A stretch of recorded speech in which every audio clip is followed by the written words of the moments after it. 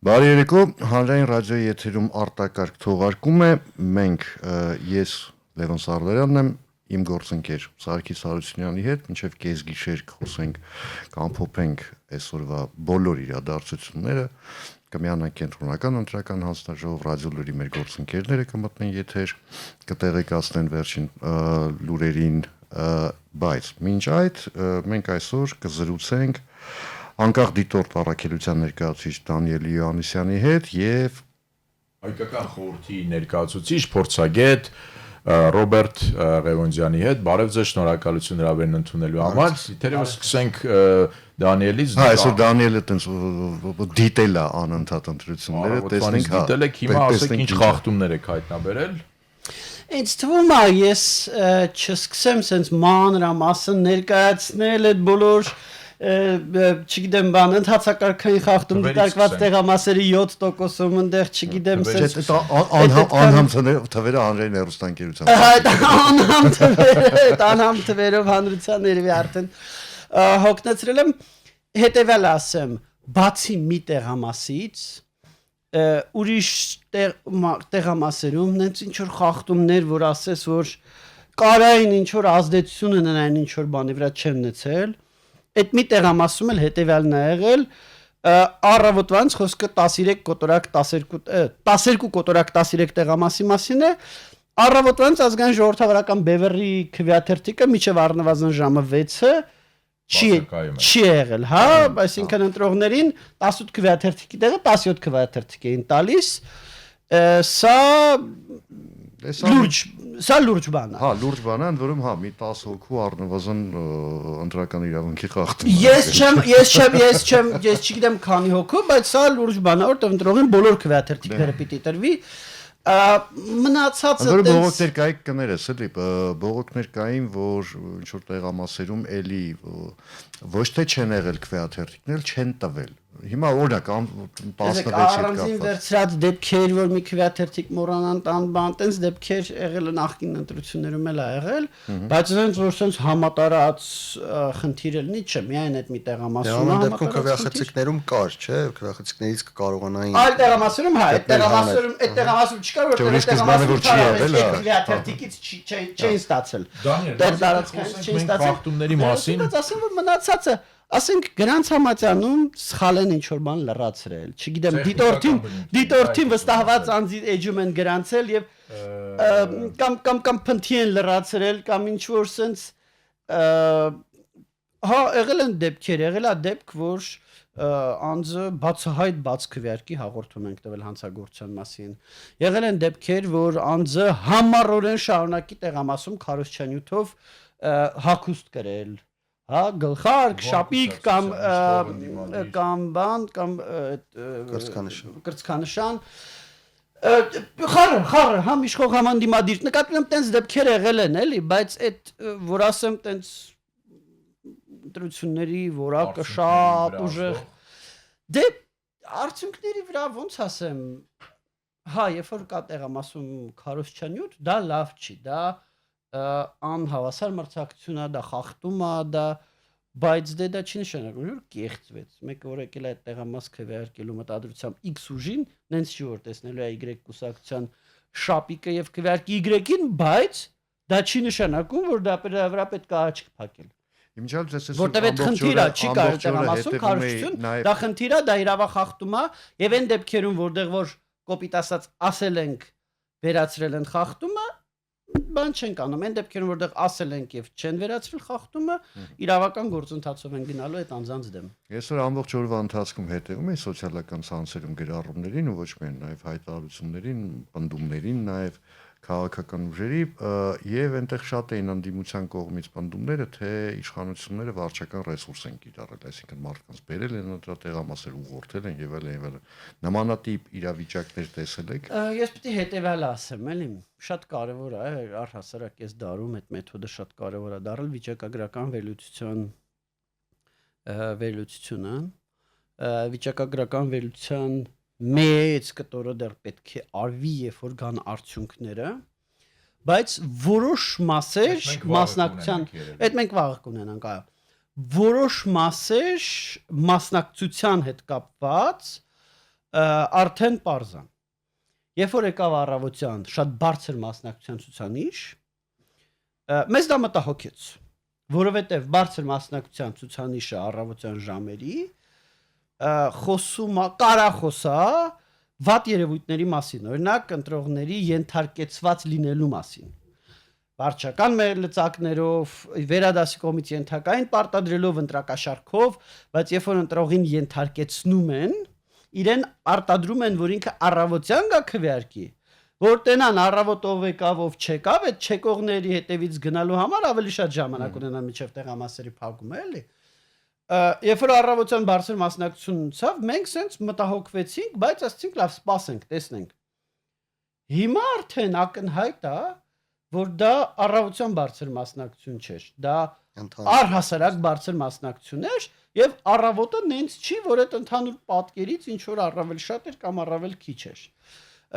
Լրիվ իր բնական ձևով քաղաքային բնակավայրերում մի քիչ ավելի քիչ, օրինակ Երևանում 21 թվի համեմատ առավոտյան մասնակցությունը համարյա ավել չի եղել։ 122,000 է եղել, այն ժամանակ 120,000 էր, հա։ Գյուղական բնակավայրերում ավելի շատ, ընդ որում սա պայմանավորված է, որ գյուղեր քաղաքներում առավոտ Կիրակի առավոտ ուզում են քնեն, գյուղերում Կիրակի առավոտ մարդիկ շուտ են զարթնում գյուղերում, ուզում են գան արագ քվեարկեն, գնան իրանց արտերը։ Եվ այս առումով մենք մանրամասն որ արդեն ուսումնասիրեցինք, հասկացանք, որ չէ, լրիվ ընտրողների բնական պահվածքա, ուղղակի գործունենք շատ բարձր մասնակցության հետ, որը թերևս քաղաքական երևույթներով քաղաքական երևույթ ասեցիք, թույլ տանք մի հարց ուղեմ ես պարոն Ղևոնդյանին, դուք ինչ եք կարծում նման ակտիվություն ընտրողների, մենք տեսնում ենք, որ տարբերվում է 21 թվականից Ես ինքս երբ որ այսօր գնացի ընտրատեղամաս հերթեր ինչպես եք դա բացատրում պատճառը ինչն է Դանիելը վիճակագրական վերլուծություն արեց, ես փորձեմ քաղաքագիտական վերլուծություն անել մասնակցության, նախ նշեմ, որ մեծ մասնակցությունը ցույց է տալիս բավական հետաքրքիր մի բան, որ փաստացի այն ամենը ինչ տեղի ունեցել այս նախընտրական ժամանակաշրջանում բավական էֆեկտիվ է եղել։ Այսինքն մարդկանց Գաղափարապես գուցե ինչ-որ մասին ինչ-որ կերպ շահագրգռելով, որը իհարկե օրինական չէ, բայց մենք բազմաթիվ ուրեմն բացահայտումներ ենք տեսել, կարելի է ենթադրել, հիմա գամ դրան, կարելի է ենթադրել, որ որոշակիորեն դրանք աշխատել են ամեն դեպքում։ Մյուս կողմից իշխանությունների վարքագիծը, գաղափարական առումով, վարչական ռեսուրսի առումով եւ այլն,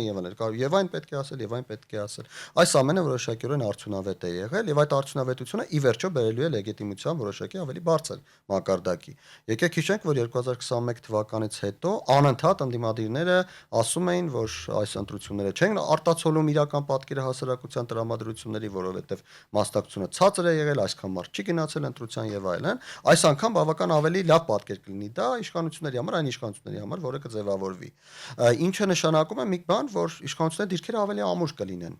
Եթե իշխանությունները արտաքին քաղաքականությունում ինչ որ բան ցանկանան անել, շատ ավելի մեծ վստահությամբ կկարողանան դա իրականացնել։ Քանի որ մարդիկ ավելի շատ են գնացել ընտրության, կասեն, եթե մենք ենք ավելի բարձր լեգիտիմություն, այո, ավելի բարձր լեգիտիմություն կունենա իշխանությունը։ Ես ներողություն չընդհատելով զուտ փորձեմ լրացնել, այսպես մասնակցել նաև զրույցին։ Մենք ես իմ թեզն էլ ունեմ, թե ընտրությունների շեմի բարձրացման, հա, մասնակցության նկատմամբ ունեմ։ Տեսեք, ընդ որում այն խոսակցությունները են, որ այ Ռուսաստանից կամ չգիտեմ որտեղից այսքան մարդ ա բերվել, որ մասնակցեն կոնկրետ քաղաքական այս կամ այն ուժին քվեարկելու համար, ինքը ունեցավ իմ կարծիքով բավական հետաքրքիր էֆեկտ։ Հայաստանի Հանրապետության մշտական բնակիչները, քաղաքացիները նկատի ունեմ, նրանք էլ են մեր քաղաքացիները, բայց մշտապես այլտեղ են բնակվում։ Որ որոշեցին, որ դե չէ կներեք ամենայն հարգանքով, բայց ես պիտի որոշեմ, թե Հայաստանի չէ, ես պիտի որոշեմ, թե այսինքն դուք որ եկել եք, լավ եք արել, հալալա որ եկել եք, կապ չունի։ Բայց չես կարա դու իմ տեղի ապագան որոշես։ Հա, բայց ես պիտի որոշեմ, հետեւաբար դա բերեց հակառակ էֆեկտի, այսինքն եթե ասենք ընդդիմությունը պայմանական, ասենք, ակնկալում էր, որ ինքը այսքան տոկոս ավել ձայն կունենա, կարող է հիմա լրիվ հակառակ պատկեր։ Ամբողջապես համաձայն եմ եւ երկու բան ասեմ։ Առաջինը, տեսեք, եթե մենք համեմատենք 2021 թվականի ընտրությունների հետ, այն հատվածը, որը ավելին է եկել ընտրությունների, հենց այն բանի համար, ինչ դուք ասում եք, օրինակ նրա համար, որովհետեւ վտանգ են տեսել, որ կարող է Հայաստանի Հանրապետության ժողովուրդը չորոշի եւ ինչ որ մեկը, որ չէր գնալու ընտրության, բայց այս իրավիճակի պատճառով վեր եկածել գնացել է ընտրության։ Այդ ավել գնացածների հավաքականության մեջ հիմնականում այն մարդիկ են, ովքեր ընտրում են ինչ-որ բանի դեմ։ Այսինքն ընտրել են օրինակ ռուսական վտանգի դեմ կամ ռուսամետները ընտրել են օրինակ Նիկոլ Փաշինյանի իշխանության շարունակման դեմ։ Ինչը նշանակում է շատ կարևոր մի բան, նշանակում է մի բան, որ հիմնական մեծ տոկոսներ տանող կուսակցությունները, մեծ տոկոսներ տանող ուժերը, սրա արդյունքում մի փոքր ավելի կտանեն, իսկ ավելի փոքր տանող ուժերը, ավելի փոքր բանի հավակնող ուժերը ավելի քիչ կտանեն, ինչը նվազեցնում է 4%-ի շեմը հաղթահարելու խնդիր ունեցող ուժերի հնարավորությունները, բայց ավելացնում է ավելի մեծ տոկոսներ տանելու հավակնող ուժերի հնարավորությունները։ Դանիել, մի նենք հարց տամ ձեզ։ Այդ լավը որ միայն Սարգիս մոտ լավ է ստացվում։ Այո, հիմա դուք խոսում եք ընտրախախտումներից, ես հետևում եմ այս նախորդ շրջանում ձեր Facebook-յան գրառումներին, լայվերին, հիմնականում խոսում եք ընդդիմության հետ կապված, իշխանությունները ընտրախախտումներ չեն արել եւ եթե փորձենք ընդհանրացնել փորձենք այսպես տոկոսային հարաբերակցությունը ներկայացնել ընդդիմության ներկայացուցիչները, իշխանությունները, թե ընտրական հանձնաժողովի ներկայացուցիչներն ավելի շատ կանգնած ընտրախախտումների անկախ դիտորդները ինչ են ասում։ Մենք տեղամասերի մասին, տեղամասերում պատկերը մոտավորապես հետեւյալն է, այս շպարգալկաս մոռացա բերեմ թվերը մոտավոր եմ ասելու, մոտ խախտումների 9%-ը ընտրական հանձնաժողովների անդամներն են, մոտավորապես 9%-ը վստահված անձինք, մոտ 10%-ը ընտրողները, մոտ 1%-ը ոստիկանները, մնացածը տենց հնարավոր չի լինում կոնկրետ անձի իդենտիֆիկացնել որպես խախտման հեղինակ։ Մոտ 60%-ը գլոբալ բան լինի։ Այո, 60%-ը բաժանված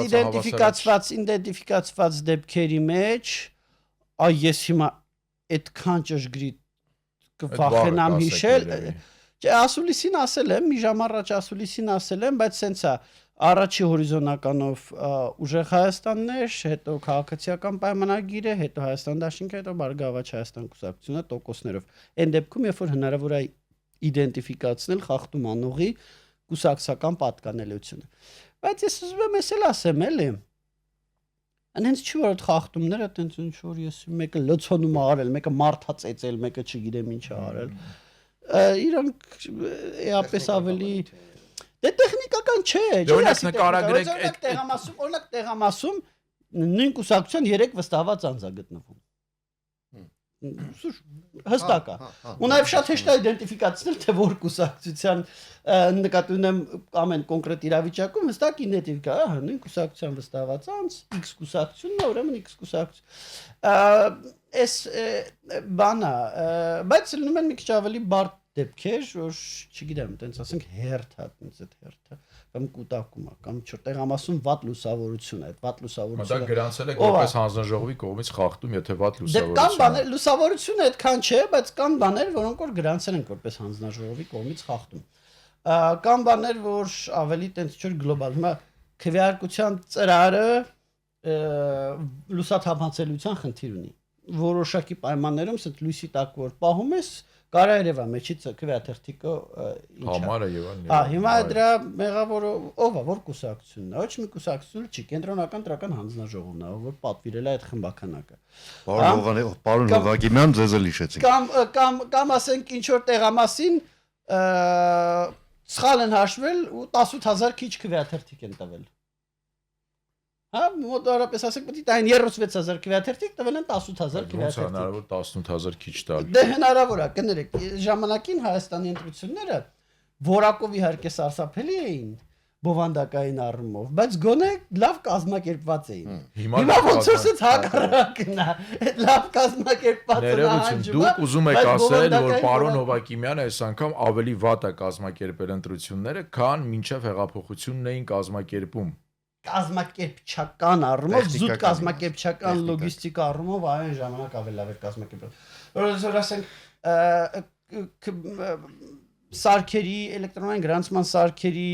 ցուցակները ցուցակներում մարդկանց հերթականությունը խառնվել էր։ Ոնց նայում ոնց։ Դե բայց ինչ է զարմանում, այն ժամանակ կար հստակ նպատակ ինչ պետք է ստանան, դրա համար էլ ըստ դրա տակ կազմակերպում էին։ Այն ժամանակ բայց նորից խոսքը զուտ կազմակերպչական որակի մասին է։ Բովանդակային առումով իհարկե հիմա ընտրությունները շատ ավելի լավն են։ Եվ բարեբախտաբար այս կազմակերպչական խնդիրները այն աստիճանի չեն հասել, որ ընտրությունների բովանդակության վրա սկսեն էական ազդեցություն ունենալ, բայց այդ կազմակերպչական խնդիրները իրոք բան են։ Եվ այս պետքա հաշվի առնել եւ պետքա նաեւ այն ուղղությամբ աշխատել կազմակերպչական առումով էլ ընտրությունները ավելի լավ են շատ հերթեր տեղամասերում եղել են հենց ԿՀ-ի կատարած կազմակերպչական խնդիրների պատճառով դետալները ես հիմա եթերի սահմանափակելու պատճառով չպատմեմ բայց ոնց ասեմ որ ասես ինչ որ շատ բան է փոխվել չէ բայց մարդիկ կարան քիչ կանգնեին հերթում մարդիկ ավելի երկար են սպասել հերթում սա բայց այդուհանդերձ ես կարող եմ այս ժամը 8-ի դրությամբ ասել գոնե կիբեր ոլորտում Հայաստանը կարողացել է էֆեկտիվ պաշտպանվի օտարերկրյա կիբեր հարձակումներից բայց եղել են հարձակումներ այո կիբեր գործողություններ եղել են դդոս հարձակումների դեռ չգիտենք այս հաշվարկի գիշերը ինչեր են լինելու հա կարող է ինչ որ բաներ ինչ որտեղ հաջողությունների հասնել բայց երեկոյան ժամը 8-ի դրությամբ կիբերգործողություններ արդյունքի հասած կիբերգործողություններ ըստ էության չեն եղել ինչը հաջող է շատ հաջող է գործել հակակոռուպցիոն կոմիտեն եւ այլ իրավապահները ընտրակաշարքի հակազման տեսանկյունից աննախադեպ ծավալների գործ են արել բայց ես կուզենայի նաեւ ուրիշ բան այստեղ իդենտիֆիկացնել Ռոմանոս Պետրոսյանը Facebook-ում գրել էր որ բոլոր ընտրատեղամասերում հոսանքի խափանման հետ կապված խնդիրներ չկան հա մենք հետևում ենք մենք մի շատ խելոք մեր IT թիմը մերը չի այսինքն հիմա մեր վրա են աշխատում բայց իրանք միջազգային մասնագետներ են ընտրական IT հարցերի վրա մասնագիտացած իրանք շատ խորամանկ մեթոդ են գտել դեռ 21 թվականին են գտել այդ մեթոդը իդենտիֆիկացել ու հենց հոսանքազրկում լինի մենք դրանից 3 րոպեվա ընթացքում իմանալու ենք թե որ տեղամասերում է հոսանքազրկում եղել եթե քիչ տեղամասերում լինի դիտորդ կուղարկենք այդտեղ եթե ինչ որ մեծ լինի ասենք չգիտեմ լորվա մարզի կեսը հոսանքազրկվի հետևյալն ենք անելու նայելու ենք թե այդ պայմանական լորվա մարզի հոսանքազրկված կեսը եւ չհոսանքազրկված կեսը արդյունքների տեսանկյունից տարբերվում է թե չէ տարբերվում 21 թվականին դա արել ենք այն ժամանակ Հայաստանի հյուսիսի կեսը հոսանքազրկվեց հաշվարկի ժամանակ թվերը համատեցինք հոսանքազրկված տեղամասերի չհոսանքազրկված տեսանք որ նույն թվերն է էլի տարբերություն չկա ես մենակ մի բան մասնակցության հետ կապված կուզենայի ուշադրություն գրավել 21 թվական քարոզարշավը ըստ էության եղել է 2 շաբաթ հիմա քարոզարշավը այս ֆորմալ մասը եղել է 4 շաբաթ փաստացի մասը եղել է մի քանի ամիս դա էլ է ազդում էլի մարդիկ իրենց էլեկտորատին մոբիլիզացնում են հիմա քանի որ պարոն Ղևոնդյանը շտապում է մի քիչ հետո պիտի ոնց հասկացա նաև պարոն Յանուսյանն էլ պետքա դուրս գա մենք մնալու ենք Սարգիսի հետ հպարտ միայնության մեջ բայց մինչեդ ես փորձեմ այսպես քաղաքական հարցադրում անել քաղաքագիտության տեսանկյունից հիմա տեսեք Հարուզարշավը իրականում տևել է շատ երկար իրականում էս 20-30 օր չի տևել ամիսներ շարունակ հիմա դեռ մենք չունենք տվյալներ ժամի 9-ին ինչ որ նախնական թվիկներ ավելի ճիշտ կլինեն, որոնք ըստ էության ընդհանուր պատկերը ընդհանրապես ընդհանուր պատկերի հետ ընդհանուր կապ չեն ունենալու, բայց հիմա Ռոբերտ, ըստ քեզ ինչպիսին կլինեն արդյունքները։ Ես սպասում եմ, որ 60-65%-ի միջակայքում է լինելու մասնակցությունը, ինչը ակնհայտորեն 15%-ով մոտավորապես այդպես ավելի կլինի, քան 2021 թվականին, 15%-ային կետով է ավելի կլինի, քան այն ժամանակ, ինչը նշանակում է, որ ես նորից կրկնեմ,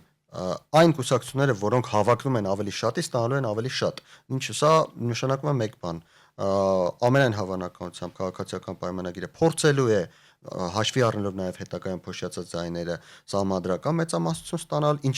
ինչի համար մեծ մասնակցությունը դրական է իրենց համար։ Իսկ ուժեղ Հայաստանը նորից ես կարծում եմ ուժեղ Հայաստանը ավելի շատ է ստանալու շատի մեջ, որովհետեւ տրամաբանությունը այսպեսին է, եթե եղել է ձեր ասած այդ բանը, որ եթե համաձայն են, որ մարդիկ այսպես ժողովրդի լեզվով ասած թասիբի են ընկել եւ գնացել են ընտրությունների, ուրեմն գնացել են կամ նրանց դիմաց կամ այն կողմից սրանց դիմաց։ Ինչը նշանակում է, որ այս երկուսը ավելին են ստանալու։ Մյուսները, որոնք ավելի քիչ հավակնություն ունեն, քիչ են ստանալու։ Եւ դրա արդյունքում այս երկուսից մեկը, որը պայքարում է ժամադրական մեծամասնության համար, ավելի է մոտենալու դրան, այն մյուսը, որը պայքարում է ավելի շատ ստանալու համար, մի փոքր ավելի է ստանալու։ Այսինքն, եթե մենք կանխատեսում ենք օրինակ 50-55% մոտավորապես քաղաքացիական պայմանագրին կարող է դառնալ 55-60, կանխատեսում ենք 10-15 գուցե մինչև 20 ուժեղ Հայաստանի համար կարող է լինել մինչև 20-25, իսկ այն կուսակցությունները, որոնք կանխատեսում ենք 3, 4, 5, նրանք կարող է ստանալ 2, 3 եւ այլն։ Մոտավորապես այսպեսի շատ է։ Բայց այստեղ իրավիճակ չստեղծվեց, ըստ էության, եթե նույնիսկ գնում ենք այն տարբերակով, որ ոչ միայն Նիկոլ Փաշինյանի կողմնակիցներն են կամ պոտենցիալ կողմնակիցները կամ այն մարդիկ, որոնք չէին ուզում գնային, բայց գնացել են ընտրության, այս դեպքում ստացվում է, որ անդիմությունը ինքը իրեն խանգարեց, այսինքն իրար խանգարելով են գտնում։ Իրականում այո, անդիմությունը ինքը իրեն խանգարեց, իրականում այն, որ ես ասում եմ 2, 3, 4-ը նվազում են, դրանց մեջ մտնում է նաև Հայաստան դաշինքը, սա դեմ էր կոնկրետ Հայաստան դաշինքին, Հայաստան դաշինքը կցանկանար մի փոքր ավելի փոքր մասնակցություն, ինչը նշանակում է, որ իրենք էլ 8 հավաքելու խնդիր ունեին, հիմա այդ խնդիրը ավելի բարդացավ, եւ այո, այստեղ տրամաբանությունը աշխատեց հակառակ ռուսամետ ուժերի, Ես լրիվ անկեղծ ասեմ, էլի, որտեղ իմ մոտ տպավորությունն Հայաստան դաշինքը ամեն ինչ անում էր, որ 8%-ը չհավաքի։ Ես չեմ կիսում այդ տպավորությունը, տեսեք, վերջին 20-25 օրերի ընթացքում այն տեխնոլոգիան, որը կիրառում էր ուժեղ Հայաստանը, այդ տեխնոլոգիան մի փոքր Հայաստան դաշինքի համար տեղ բացելու տեխնոլոգիա, մի փոքր իրենք փորձում էին ավելի ստվերում մնալ, ավելի ոչ այնքան ժողովրդի կողմից ընդունելու բառապաշարով հանդես գալ, դրա արդյունքում դրան զուգահեռ փորձում էր ակտիվանալ Հայաստան դաշինքը, հիշում ենք, որ Քոչարյանը ոչ չնորմալորված լեքսիկոն էր օգտագործում, փորձում էր իր վրա ուշադրություն հրավիրել եւ այլն եւ տանել այն ձայները, որոնք ուժեղ Հայաստանը փորձում էր ստվերում գնալու մի փոքր ազատել, բայց դրա դեմ աշխատում էր քաղաքացիական պայմանագիրը, որն էլ ակտիվացնում էր Բարգավաճ Հայաստանին, որ այդ ձայները գնան ոչ թե Հայաստան դաշինքին, այլ գնան Բարգավաճ Հայաստանին, որ միևնույն է Քոչարյանը չկարողանա անցնի եւ այս ամենը բերեց հասցրեց մի իրավիճակի, երբ մասնակցությունը եղավ մեծ եւ այդ մեծ մասնակցությունը աշխատեց ի վնաս Քոչարյանի։ Հիմա Սամվել Կարապետյանը կտանի մի փոքր ավելի, բայց Քոչարյանը չի անցնի ըստ ամենայնի։ Իսկ դուք կարծում եք, որ մենք իհարկե չգիտենք թվերը, ենթադրում ենք կանցնի խորհրդարան ԿՊ-ն, կանցնի ուժեղ Հայաստանը եւ կարծում եք կանցնի Ծառուկյանի գլխավորած ուժը, ոչ թե Բարգավաճ Հայաստանն էլ կանցնի ըստ ամենայնի։ Այստեղ ունկնդիրներին հիշեցնենք, որ Բարգավաճ Հայաստանին անհրաժեշտ է 4%, որտեղ ինքը կուսակցություն է, այնինչ քանի որ մինչև 3 կուսակցությունից կազմված Դաշինքի Հայաստանը առնվազն 8% պետք է հավաքի։ Եվ հիմա նաև պարոն Ղևորջյանին հիշեցնեմ, որ ինքը 15 րոպեից ուղիղ միացում ունի այլ երկիր, այնպես որ տեսեք այս պայմանավորվածությունը պահում։ Ես միջ այդ ասեմ, որ իրականում գոնե նորից այս պայդրությամբ ինձ թվում է մենք կարանք արձանագրենք, որ մեր հասարակությունը եւ մեր ինստիտուտները, ես միշտ ասել եմ, մեր ինստիտուտները կայացած չեն, այսքան որ ինձ այդ հարցը տալիս է, կարող է իրականում մի քիչ ավելի կայացած են, քան սպասում ենք։ Ամեն դեպքում ինստիտուտները եւ հասարակությունը ինձ թվում է շատ էֆեկտիվ կարողացան հակազդել օտարերկրյա միջամտությանը։ Շատ ավելի կայուն են, քան պատկերացնում ենք։ Այո։ Ընդորում եկեք ընդունենք, էլի որ 21 թվականին բոլորովին այլ իրավիճակում էինք մենք ընտրությունների գնում։ Այո։ Հասարակությունը նկատի ունեմ, որտեղ հասարակությունը ըստ էության ապաթիայի մեջ էր։ 20 թվականի պատերազմից հետո Ես ապաթիա։ տեսնում էի ապատեղեկատվական արշավներ, որոնք մենք տեսել ենք ունեցել են հաջողություն Մոլդովայում, ունեցել են հաջողություն Ռումինիայում, ունեցել են հաջողություն մի շարք այլ երկրներում։ Հիմա այս օրերին ու որոնք Հայաստանում ընդհանրապես չեն կարողանում sense ալիքի վրա։ Եվ ոնց եք բացատրում պատճառը ինչն է։ Մենք մեր զրույցը շարունակենք, Ես էլ բայց իրական Պարոն Ղևորջյանին թողնենք, մենք աշխատում ենք ուղիղ եթերում, շնորհակալություն պարոն Ղևորջյան, եւ պատճառը ո՞րն է պարոն Միշյան։ Թերևս Հայաստանի հասարակության ավելի քաղաքականացված լինելն է, պատճառը Հայաստանի հասարակության ավելի engaged ոնց կասեմ, ներգրաված լինելն է, ավելի Հայաստանի հասարակության իր երկրի սեփականատերը զգալու զգացում։ Գիտեք, sense մենք as granted այլի հայերեն բառերը գլխի Նախադասությունը որ ասեք ես ձեզ կօգնեմ։ Մենք as granted ենք ընդունում այն, որ այս երկիրը մերն է։ Որ այդպես էլ պետքա լինի։ Որ այս Այո։ երկիրը մերն է, վայելումն է, որ այս երկիրը մերը չի։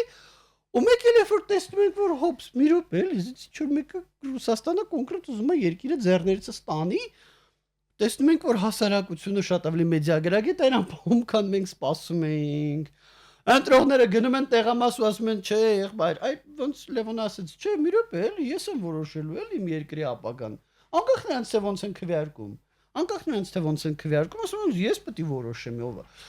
այս երկրի ապագան։ Պետական ինստիտուտները քիչ թե շատ գործեցին, ամեն դեպքում պետական ինստիտուտներն էլ իրանց համար աննախադեպ ծավալների գործ կարողացան անեն։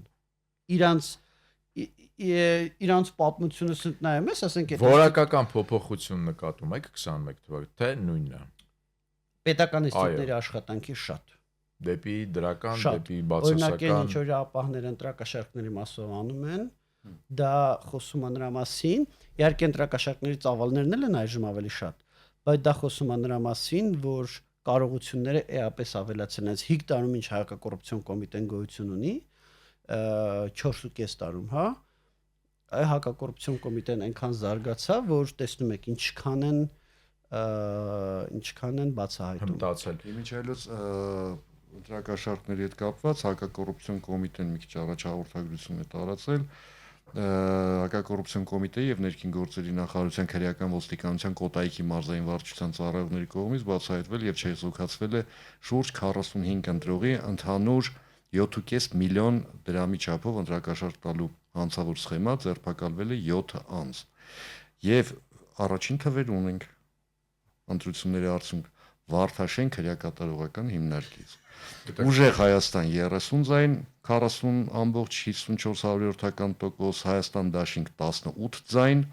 27.32%, Քաղաքացիական պայմանագիր 17 ձայն 22.97%, Բարգավաճ Հայաստան 5 ձայն 6.76% եւ Ազգային ժողովրդավարական Բևեր 4 ձայն 5.41%։ Մենք շարունակենք հետևել թվերին։ Հաճելի էր ձեր հետ Շնորհակալություն, մենք ուղիղ եթերում ենք, պարոն Մինասյան, շնորհակալություն, որ ժամանակ գտաք, ձեզ լավոր։ Մենք ձեզ կարոտենք այս ընթացքում, բայց հիմա փորձենք հա։ Ձեզ լավոր։ Այդ կարոտներս եւ Սարգսի իրարից կանենք հիմա փորձենք։ Այսօր որ դու գնացիր ընտրությունների ձեզ մոտել էին, այնց հերթեր ինչ տպավորություն։ Հա, բավական ակտիվ էր,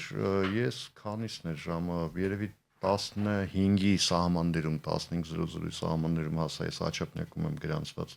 այնտեղ եմ ընտրությունների գնում արդեն ահագին երևի մի 20 տարի է։ Բավական ակտիվ էր, որ ասեմ հերթ են մահացու հերթեր, չէ, ասենք ինձնից առաջ կանգնած էր մի 5-6 հոգի մարդ,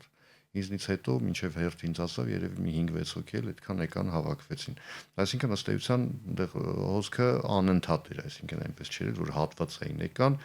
այդպես լինում է, ասենք օրինակ ես անցած ընտրություններում ֆիքսել եմ այդպիսի մի բան, որ ասենք մի պահ լինում է, որ բավական մեծ հոսք է լինում ընտրատեղամաս, մեկ էլ հոպ այդ հոսքը ընդհատվում է, որ զգացում է, որ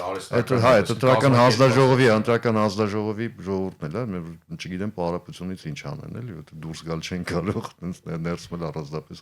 բան չես անում։ Հետաքրքիր, ես հիմա չեմ ուզում գնահատական տալ նախ 91 թվականից ի վեր ինչ ոնց եւ կարիքն էլ չկա գուցե, բայց մտնոլորտը փոխվել է, ավելի հանգիստ, ավելի դրական էր։ Հենց այդ ամենահետաքրքիր իմիջիայլուց ես ուզում եի, բայց քանի որ մեր հյուրերը շտապում էին, ես ասի դրա վրա չծանրանանք, հետո մենք առանձին կխոսենք։ Հետաքրքիր էր, որ նախընտրական ամբողջ շրջանում մի մոտ այդ լարվածությունը կար, վախ ավելի ճիշտ է, եկեք իրենց անուններով կոչենք, ես վախենում եի, որ ընտրությունների օրը Հայաստանում կարող են բախումներ լինել, ընդ որում վախենում էի շատ, որ դա արվելու է նպատակային հրահրված ինչ-որ մեխանիզմների միջոցով, փառք Աստծո, երբեմն մենք ասում ենք, թվում է շատ պաթետիկ ենք խոսում, որ ժողովրդի իմաստուն է, բայց ժողովրդի իմաստուն է, հավաքական մտածողության մեջ ժողովրդի իմաստուն է, ու այս անգամ եւս այդ ամեն ինչից խուսափեցինք։ Հա սոցիալական ցանցերում լարված է, հա իրար հայհոյում են, հա որ լրատվամիջոցները տարբեր ձևով են ներկայացնում բացարձակապես նույն բանը հիշենք են վայ թուրքին բերել են գրանցել են բան եւ այլն որ ասենք նանոր անունով թուրք չի լինում ես այդպես թուրք չգիտեմ Էլ չեմ ասում, որ Հայաստանը հարությունի լինի։ Բայց այդ մեխանիզմները բնականաբար որոշակի ազդեցություն ունենում են հոգեբանության վրա, այդ պահին պահվածքի վրա մարդկանց եւ այլն, բայց բարեբախտաբար ամեն ինչ անցավ։ Ես ամենայն դեպս օրվա ընթացքում ինչ-որ բախումների կամ ինչ-որ լարվածության մասին տեղեկատվության չեմ հանդիպել։ Ես ուզում եմ այդ միտքը շարունակելով ասեմ, որ այդ որ նախկինում ասենք մտնում էր ընտրատեղամաս լարվածությունը օդում կախված էր։ Հիմա չկա, շատ ուրախալի է, որ նման բարձր մասնակցություն կա։ Նաև լավ ներողություն, լավ ուրախալի է շատ, որ այդ լավ տղերքի ինստիտուտը են, որ ընտրատեղամասի դիմաց կանգնած ջուր։ Այո։ Տոպազած ծխում են, այդ էլ չկա։ Այդ չկար եւ հենց նաև ես դրա մասին էի ասում, այսինքն ինչ որտեղ հնարավոր է վաղ է այս մասին խոսել, հնարավոր է պետք է ինչ որ ժամանակ անցնի, գուցե ընտրություններով իշխանություն փոխվի, ինչը շատ կարեւոր է եւ ոչ մեկ անգամ ժողովրդավարության համար, բայց այս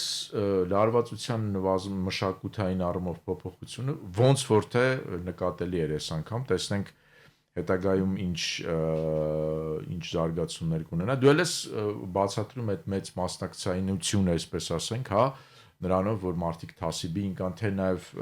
Չէ, մի շարք գործոններ կան, դրանցից մեկն է դա։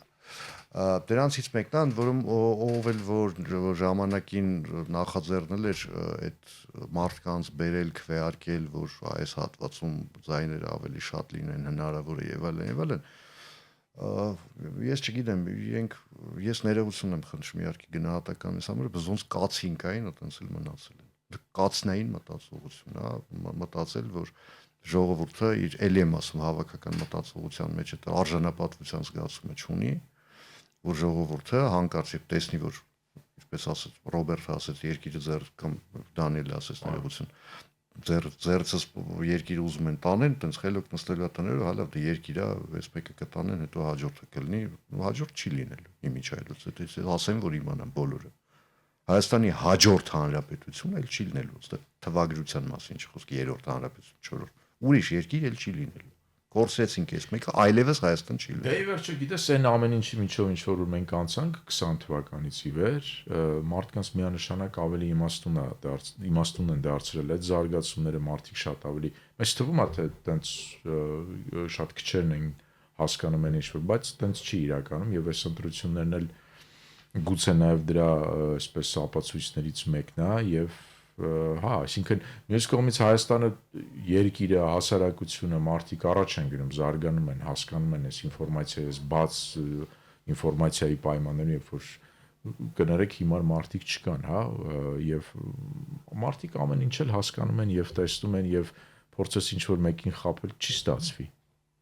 եւ այդ մարդիկ տեսնելով, հասկանալով, այո գնում են ընտրություններին։ Շատերին ես գիտեմ, ես չեմ ասի իրենք հիմար են կամ իրենք շատերը կան, որ ուզում են խաբվել։ Այսինքն իրենք խաբվում են, որովհետև իրենք ցանկանում են։ Իրանց այդ կոմֆորտ, հա, զոնայում, հա, իրանց դուր է գալի ինչ որ հավատալ, ինչ որ միֆերի, ինչ որ հեքիաթների, ինչ որ առասպելական եղբայրների, բարեկամների եւ այլնի։ Այդ մարդիկ կան։ Այդ մարդիկ, բայց իրենք մտածված են մտել այդ դաշտ, իրենք մտել են այդ տեղեկատվական զանգի մեջ, այդ տեղեկատվական զանգի դու չես կարող այդ մարդուն հանել, ուղղակի չես կարող, ինքը երբեք այնտեղից դուրս չի գա, որտեղ այնտեղ ինքը իր համար այսպես միկրոֆլորա է ստեղծել իր համար, հա, ու այդտեղ ինքը ապրում է, ինքը իր սիրելի միկրոբներ ունի այնտեղ, ինքը սիրելի ինչ որ կենթանիներ ունի, ֆլորայով, ֆաունայով, եւ այլն, ինքը այդ վանդակի մեջ իրան կոմֆորտ է։ Մենք իհարկե հարգելի ունկնդիրներ, ակնդիրներ, մենք եւս, եթե չեմ սխալվում, 3 հյուր ենք սպասում, մինչեւ կես գիշեր մոտավորապես ուղիղ եթերում ենք լինելու, այս հարցերը կքննարկենք, բայց դու հետընտրական ինչ զարգացումներ ես սպասում։ Ես, գիտես, քանի որ պայմանական ասած ես հին եմ, եւ տառապանքս փորձ ունի, ես դեռևս որոշ վախեր ունեմ։ Որոշ վախեր ունեմ կապված մասնավորապես վաղվա հետ։ Այսինքն երբ նախնական արդյունքները ընտրությունների հայտնի կդառնան եւ ես չեմ հիշում ես վերջերս ով էր ոնց որ Հայկներ Սուքիասյան հարցազրույցներից մեկում պնդում էր արել, որ իրականում այդ պնդումը թե մարդկանց բերում են Հայաստան, որպեսզի ազդեն ընտրությունների արդյունքների վրա, դա կեղծ է։ Ըստ պարոն Սուքիասյանի պնդման այդ մարդկանց բերում են հետընտրական զարգացումներ ապահովելու համար։ Ընտրություններում հասկանալ թե բարձր մասնակցություն կա 50,000 էս կողմեն կողմ ձայնը այտենց ճակատագրական կարող ասենք որոշիչ լինի, ասենք իշխող ուժը սահմանադրական մեծամասնություն կունենա, թե ուղղակի մեծամասնություն կլինի, որը կձևավորի կառավարություն։ Այսինքն այդքանով կազդի, բայց բանի վրա ընդհանուր գլոբալ պատկերի վրա չի ազդի։ Բայց այ 50,000 մարդ փողոցում այդ արդեն լուրջ ներկայություն է։ Այսինքն իմ վախը այդտեղ է։ Ես շատ եմ ուզում սխալված լինել, ես շատ եմ ուզում, որ վաղը առավոտյան կամ վաղը երեկոյան ես ինքս ինձ մեղադրեմ նրա համար, որ հանրային ռադիոյի եթերում ես ինձ թույլ եմ տվել բանդագուշանքներ անել։ Մեր հաջորդ հյուրերին, եթե անդրադառնանք, ում ենք մենք սպասում, հիշեցնենք ունկնդիրներին։ Մեր հաջորդ հյուրերն ես հաճույքով դա կանեմ, Էլեն Հոխիկյանն է լինելու մեր հաջորդ հյուրը կանայք եւ գլոբալ անվտանգությունը մտակենտրոնի ավագ փորձագետը Հովսեփ Խուրշիդյանն է լինելու Ազատ քաղաքացի Եվ Դավիթ Պետրոսյանը, եթե չեմ սխալվում։ Կազմակերպության նախագահ եւ Դավիթ Պետրոսյանը արտաքին անվտանգության ու քաղաքականության Երևանի կենտրոնի անկախ մտակենտրոնի հիմնադիր։ Այո, այսինքն հիմա մոտավորապես 1 րոպեից հարգելի ունկնդիրներ, ակնդիրներ, մենք լուրեր կհաղորդենք առաջին։ Մենք լուրեր չենք հաղորդի այս անգամ, մենք այս անգամ կենտրոնական ընտրական հանձնաժողովին ենք միջայլոց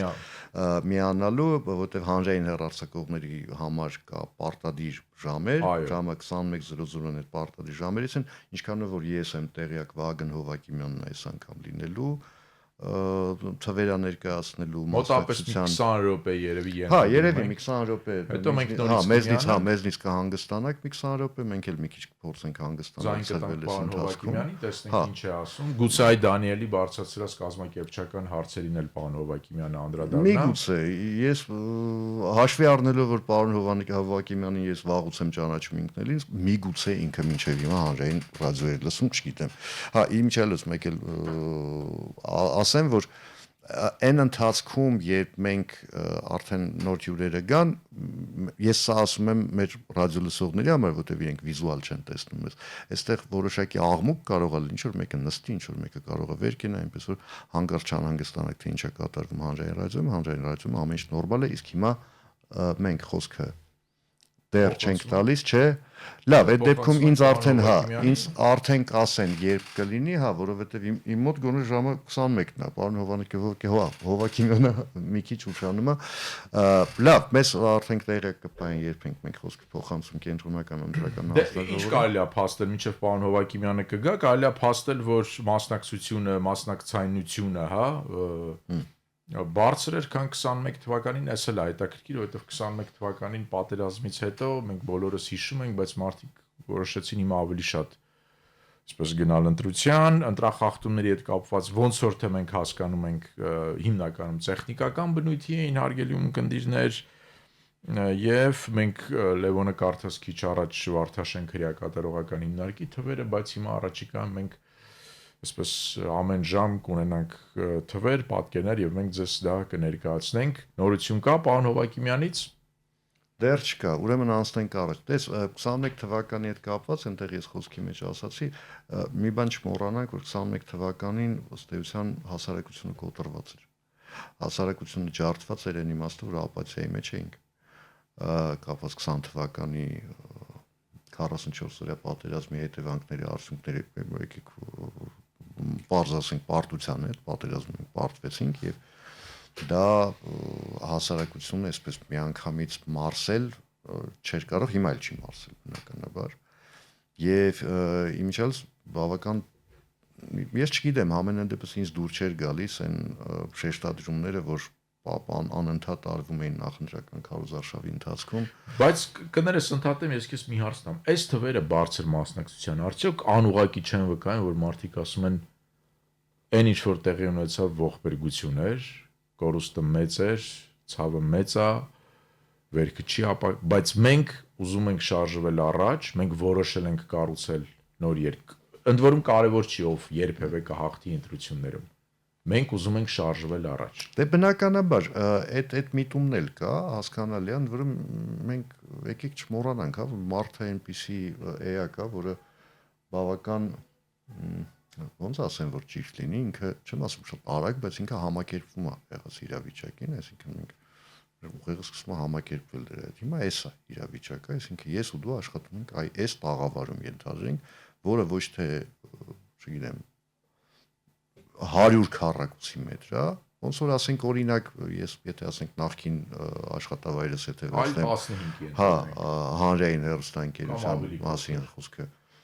այլ ասենք 15 քառակուսի մետր է, հա, որտեղ ինքը հանրային ռադիոյում է, որտեղ այստեղ ուրիշ տրամաբանություն է աշխատում։ Հետևաբար ես շարժվում եմ այդ տրամաբանությամբ։ Դա նորմալ է, դա բնական է։ Ու անընդհատ մարդուն հիշեցնել, որ դու ունեցել ես 100 քառակուսի մետրանոց տաղավար, այ հիմա նշանակում է քո վիճակը շատ վատ է,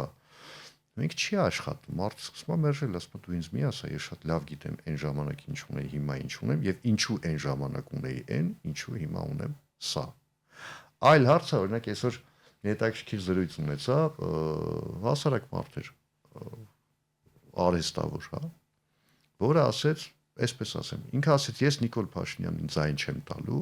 ընդհանուր առմամբ ես լիքը բաներ հավանում, բայց ձայն չեմ տալու, որովհետև 44 օրյա պատերազմի քննիչ հանձնաժողովի արդյունքները հրապարակված չեն։ Իսկ հիմա այդ թեման կշարունակենք դեռ կենտրոնական ընտրական հանձնաժողով։